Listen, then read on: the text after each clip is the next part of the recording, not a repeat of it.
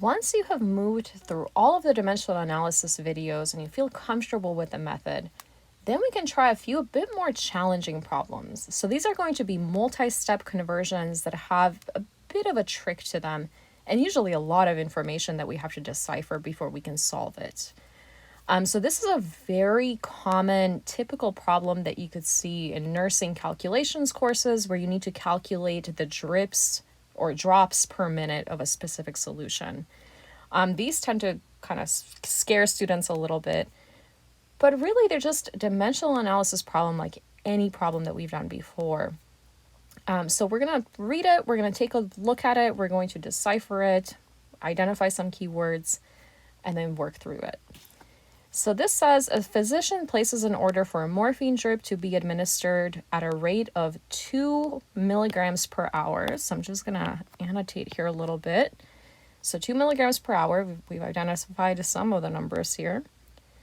The morphine solution is 0.25 milligrams per milliliter. And the IV tubing has a drip factor of 60 GTT per milliliter. So if you're not familiar with it, GTT really just means drop. So this is saying 60 drops per milliliter. And if you don't like the 60 GTT, you could always rewrite this as 60 drops per milliliter, if that's maybe a little less intimidating. So the problem is asking at what rate, so GTT per minute, so how many drops per minute should that morphine drip be set? So there's a lot going on here. Step 1, don't freak out. Step 2, let's write some stuff out. So as usual, I'm going to write what is given and what we're trying to find. So in blue, I highlighted at what rate should the morphine drip be set. It's in the form of a question, so that's definitely what we're trying to calculate. So what we want is the drops per minute. And again, if you don't like GTT, you can always write this as drops per minute.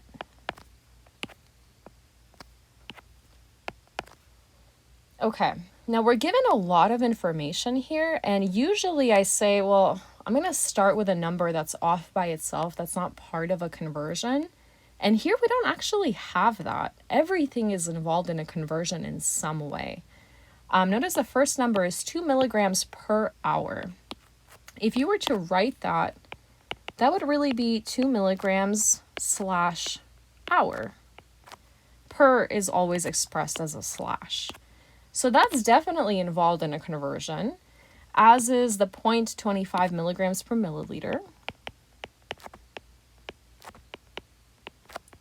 And finally, the 60 GTT per milliliter, that's also expressed as a conversion.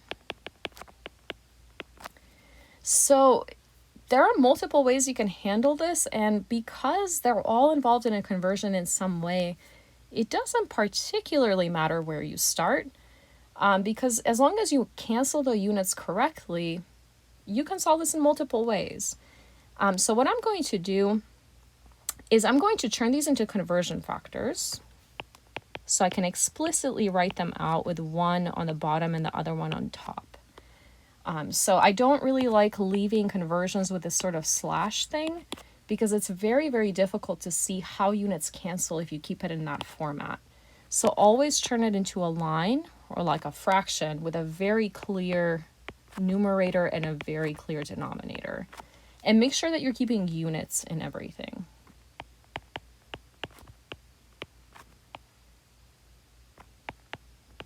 So I'm going to do that for every single one. And each of them can have 2 conversion factors. So I'm just flipping them in different ways.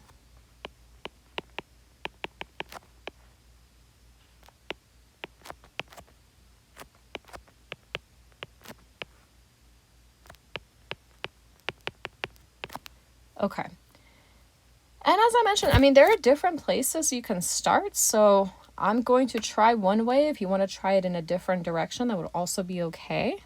So I'm just going to effectively pick one. It's giving me milligrams per hour. So I'll start right there.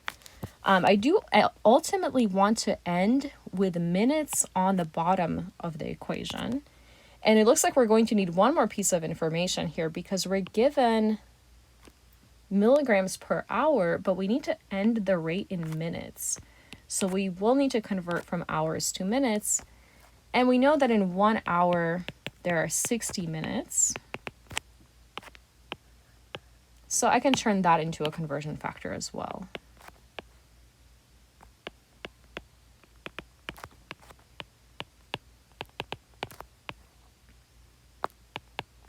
Okay, so I will start with 2 milligrams per hour.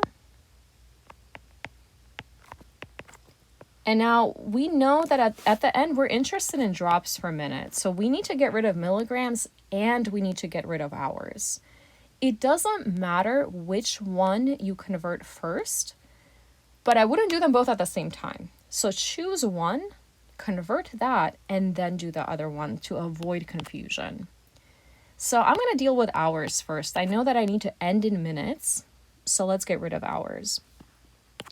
Since hours here are in the denominator, that means that in order for that unit to cancel, I'm going to have to put it in the numerator. So I am going to use the conversion that puts hours in the numerator and minutes in the denominator. Okay. Now, this may seem a little counterintuitive because we're saying usually when we're trying to solve this type of problem, the unit that we want should be in the numerator. But keep in mind that at the end, we want drops per minute. So it's completely okay that here minutes are in the denominator.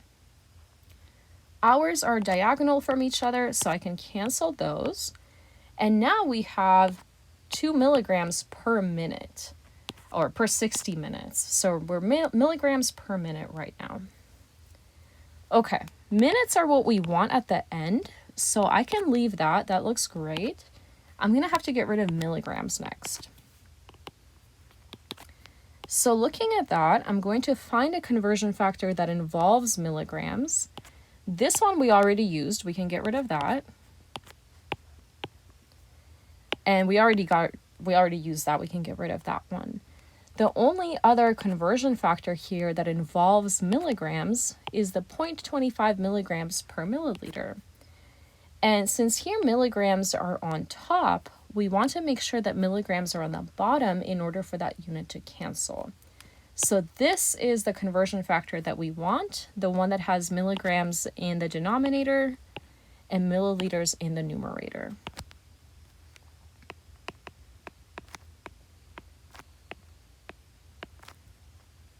Okay, and now that the milligrams are diagonal, they cancel. So now we're looking at milliliters per minute. Okay, but we're not really interested in milliliters either. We're interested in drops per minute. And since here milliliters are in the numerator, they need to be in the denominator in order to cancel. We already used this conversion factor, which really leaves us with this one, the one that connects milliliters to drops. Okay, we want milliliters to be in the denominator, so I'm going to use this version that puts 1 milliliter on the bottom and 60 drops on top. And now milliliters cancel, and we are left with drops per minute. So here you want to be very careful and make sure that all of the units are where they are supposed to be. So if we're trying to express this as drops or GTT per minute, well then the GTTs need to be in the numerator and the minutes need to be in the denominator. And they are. So it looks like everything is set up correctly. The remainder of the units cancel out. So all we now have to do is plug in these numbers, which means that everything, okay, I need a different highlighter color here, but everything in the numerator is going to get multiplied, and then everything in the denominator is going to get multiplied, and those get divided by each other. So really we're doing 2 times 60, and I'm ignoring all of the ones that are not going to have any kind of difference, and dividing by 60 times 0.25. You can also recognize that the 60s here will cancel out, so you don't have to plug them in, but if you do plug them in, it will be okay.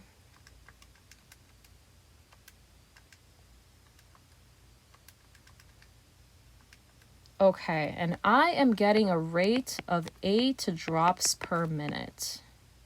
So 8 GTT per minute. And that is the final result. So there's a lot going on here, but really it's the same sort of process that we've been doing. And this is why dimensional analysis is so powerful, that any type of problem that you get, as long as you understand how to cancel out those units, you can get to the result